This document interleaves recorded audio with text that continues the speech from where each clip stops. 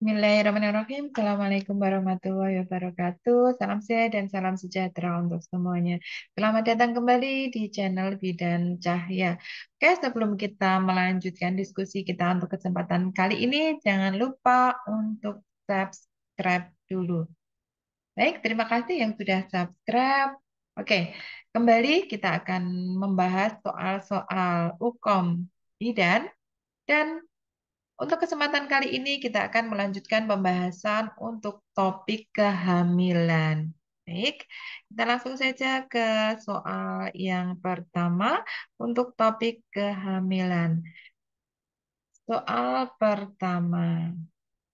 Seorang perempuan berumur 25 tahun, G1, P0, A0, hamil 35 minggu, datang ke PMB untuk kunjungan ulang ANC. Hasil pemeriksaan tekanan darah 120 per 90 mm Hg, nadi 80 kali per menit, pernafasan 23 kali per menit, suhu 36,8 derajat Celcius, TFU 32 cm, presentasi kepala, penurunan 4/5, DCC 144 kali per menit.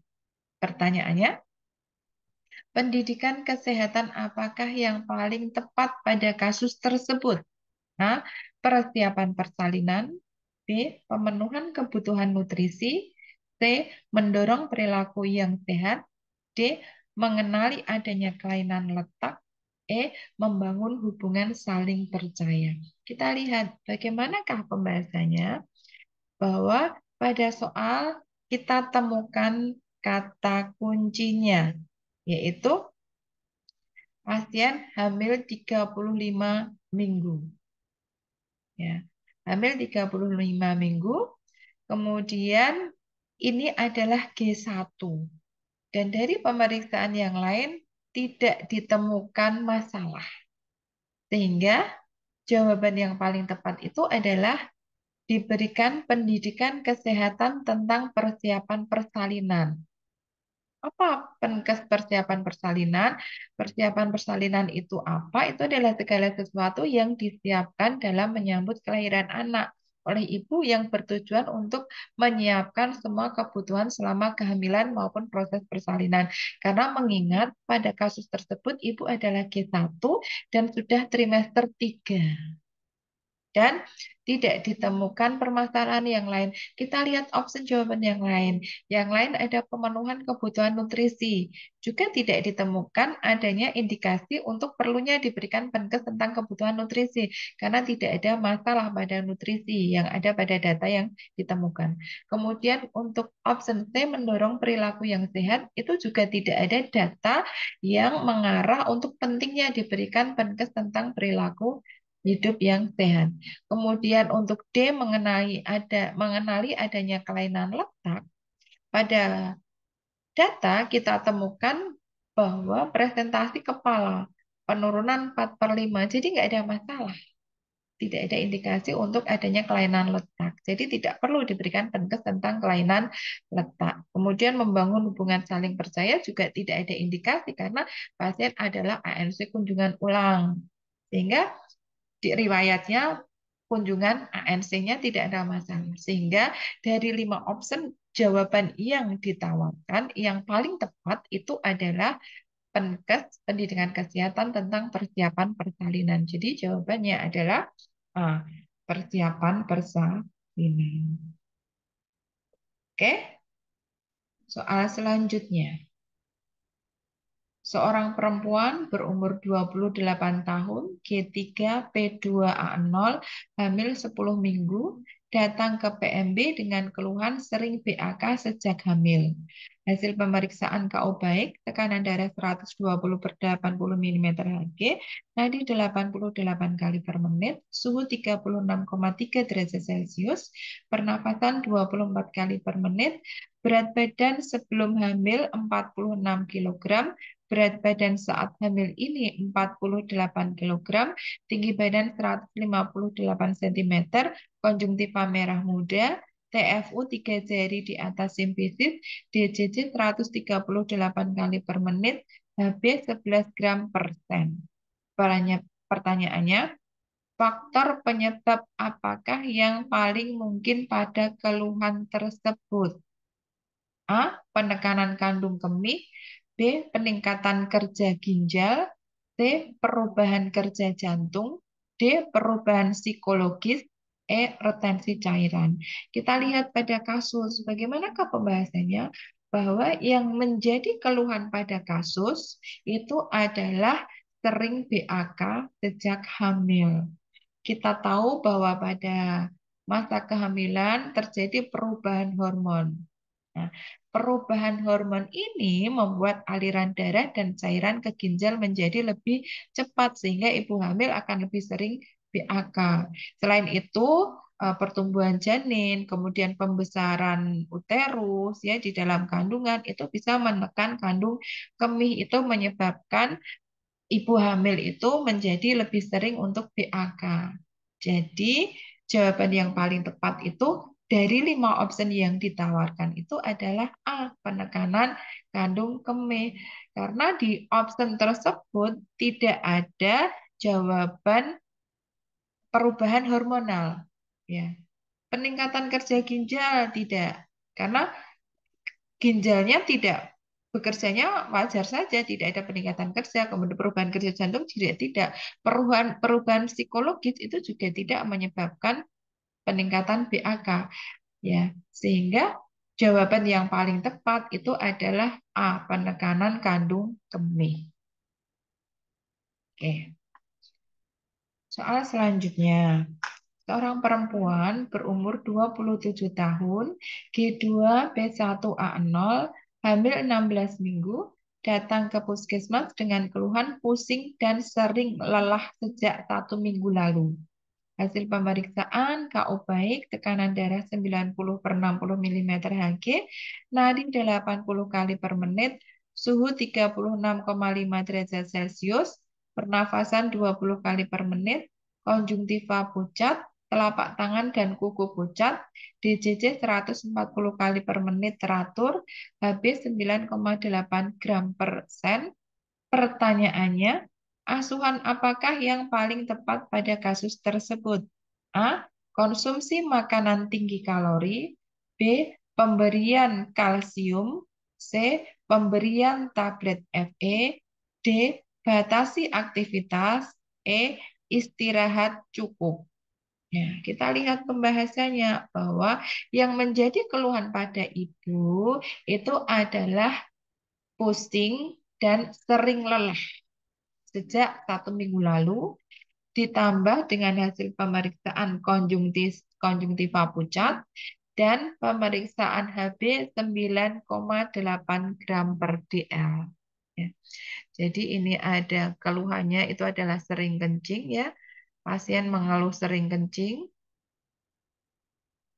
Ya, pasien mengeluh eh, pusing, sorry, bukan sering kencing, pasien mengeluh pusing, kemudian sering lelah sejak 1 minggu yang lalu, kemudian konjungtivanya pucat, kemudian ditambah HB-nya adalah 9 gram per dl persen.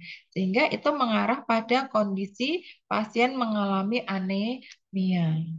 Nah, anemia itu eh, penata laksanaannya adalah dengan pemberian tablet Fe. Jadi jawaban yang paling tepat itu adalah C, pemberian tablet Fe.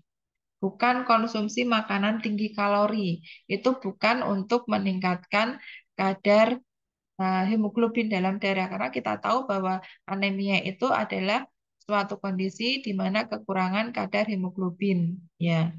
Ya, kadar hemoglobin terutama pada ibu hamil itu memang rentan terjadi ya. Gejalanya adalah kelelahan, badan terasa lelah, kulit pucat, kemudian tadi ada konjungtiva anemis ya. Sehingga penata laksanaan yang paling tepat, asuhan yang paling tepat itu adalah pemberian tablet Fe. Bukan konsumsi makanan tinggi kalori, bukan pemberian kalsium karena tidak ada defisiensi kalsium, bukan batasi aktivitas dan istirahat cukup. Walaupun dibatasi aktivitas dan istirahat cukup, karena memang ini adalah kondisi kekurangan Fe, kekurangan hemoglobin karena didapatkan hasil habis 9,8 gram per dl, maka asuhan yang paling tepat itu adalah pemberian tablet FEC. Oke. Soal selanjutnya, seorang perempuan berumur 25 tahun, G2P1A0, hamil 34 minggu, datang ke PMB dengan keluhan sesak nafas. Hasil anamnesis, keluhan terutama dirasakan pada posisi berbaring, tidak ada riwayat asma. Hasil pemeriksaan tekanan darah 120 per 80 mm Hg, nadi 84 kali per menit, pernafasan 24 kali per menit, suhu 37,2 derajat Celcius, berat badan 68 kg. Pertanyaannya, apakah penyebab yang paling mungkin pada kasus tersebut? A. Peredaran darah tidak lancar. B. Kebutuhan oksigen meningkat. C. Kapasitas vital paru meningkat. D. Terjadi peningkatan berat badan. E. Uterus menekan diafragma. Ya, kita lihat kata kuncinya apa, yaitu pada keluhan ibu yang mengeluh sesak nafas dan tidak ada riwayat asma. Jadi bukan karena penyakit sesak nafasnya. Berarti karena apa? Penyebab keluhan tersebut. Nah, karena ibunya hamil, kemudian sudah 34 minggu, sudah trimester 3, sehingga eh, pertumbuhan janin dan pembesaran rahim itu sudah menekan diafragma, sehingga itu kondisi tersebut bisa mempersempit rongga dada dan menekan paru-paru yang mengakibatkan ibu hamil menjadi sulit bernafas dan menyebabkan sesak nafas.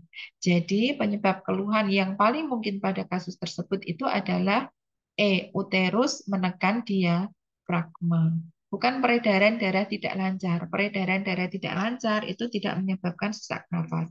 Bukan B, kebutuhan oksigen meningkat. Karena bukan kebutuhan oksigen yang meningkat yang mengakibatkan ibu hamil menjadi sesak nafas. Juga bukan kapasitas paru yang meningkat. Ya. Bukan karena peningkatan berat badan, karena peningkatan berat badannya masih dalam batas normal. Sehingga penyebab yang paling mungkin pada kasus tersebut itu adalah E, uterus menekan diafragma. Walaupun opsi jawaban yang lain itu juga bisa menyebabkan sesak nafas, tapi pada kondisi pasien tersebut yang menyebabkan sesak nafas, jawaban yang paling tepat itu adalah E, uterus menekan diafragma. Oke, soal selanjutnya. Seorang perempuan umur 32 tahun, G4P2A1, hamil 37 minggu, datang ke PMB ingin periksa rutin.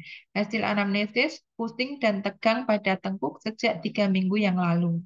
Hasil pemeriksaan tekanan darah 150 per 100 mm Hg, nadi 84 kali per menit, suhu 37 derajat Celcius, pernafasan 24 kali per menit, TFU pertengahan pusat dan proses sifoidius, DCC 140 kali per menit teratur, protein urin positif 4.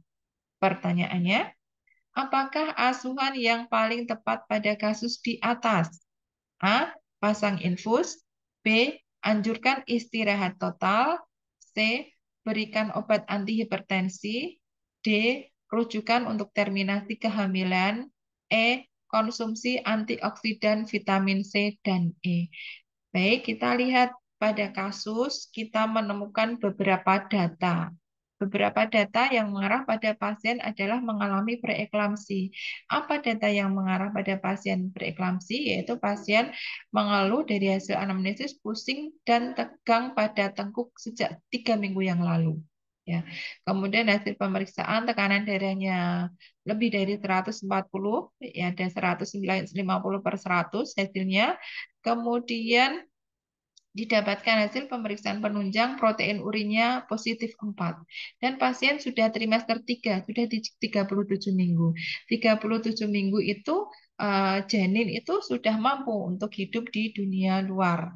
Dan kondisi preeklamsi yang seperti ini harus segera dilakukan terminasi kehamilan karena preeklamsi itu suatu kondisi di mana terjadi peningkatan tekanan darah lebih dari 140 per 90 mm Hg dan pada usia kehamilan 20 minggu, seringnya terjadi pada trimester 3, disertai dengan penumpukan protein pada urin yang didapatkan hasil pada pasien adalah positif 4.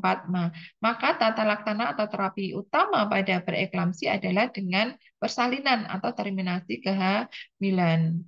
Ya. Karena dengan tersebut maka tekanan darah akan berangsur membaik. Jadi dengan kondisi tersebut ibu sudah TM3, kemudian kehamilannya sudah 37 minggu dan kondisinya seperti itu, maka jawaban yang paling tepat itu adalah D, dilakukan rujukan untuk terminasi kehamilan. Ya. Untuk A, pasang infus. Nah, nanti pada saat di tempat rujukan, karena pasien itu masih preeklamsi, maka nanti bisa dilakukan pasang infus ketika sudah di tempat rujukan. Untuk saat ini, sebelum rujukan, tidak ada indikasi untuk dilakukan pemasangan infus. Ya. Kemudian untuk option B, anjurkan istirahat total, itu juga tidak menangani masalah. Karena masalah ini bisa ditangani hanya dengan dilakukan terminasi kehamilan. Ya. Kemudian untuk C, berikan obat antihipertensi, itu juga bukan penata laksanaan yang tepat. Karena dengan terminasi kehamilan, maka nanti tekanan darahnya akan berangsur membaik, akan turun. Kemudian untuk E, konsumsi antioksidan, vitamin C dan E itu juga bukan tindakan yang bisa mengatasi permasalahan. Jadi jawaban yang paling tepat dengan kondisi seperti itu adalah dirujukan untuk terminasi kehamilan. Oke, demikian diskusi kita untuk kesempatan kali ini. Jadi setiap ada soal, kita penata laksanaannya lihat semua option. Dari 5 option tersebut, apa option yang paling tepat untuk dilakukan pada kasus tersebut? Karena terkadang semua option itu bisa dilakukan pada kasus tersebut, tapi mana yang paling tepat? Dipilih yang paling tepat dan paling urgent, paling tepat, paling sesuai. Dari yang betul itu paling betul, dari yang tepat itu yang paling tepat yang mana. Karena memang jawaban dari soal UKOM itu biasanya similar, terumpun, ya, hampir sama, dan semua tindakan itu bisa dilakukan untuk kondisi kasus tersebut. Tapi mana tindakan yang paling tepat? Itu harus kita pilih yang paling tepat. Oke, demikian pembahasan kita pada kali ini. Semoga bermanfaat. Terima kasih sudah menyimak. Semangat ibu-ibu bidan pejuang UKOM. Semoga semuanya lulus UKOM dinyatakan kompeten sesuai dengan yang diharapkan. Terima kasih. Jangan lupa untuk like, comment, and share. Terima kasih yang sudah subscribe. Yang belum subscribe, bisa langsung subscribe untuk kita ketemu lagi di video selanjutnya. Saya akhiri, selamat uh, beraktivitas dan sampai ketemu untuk video selanjutnya. Wassalamualaikum warahmatullahi wabarakatuh.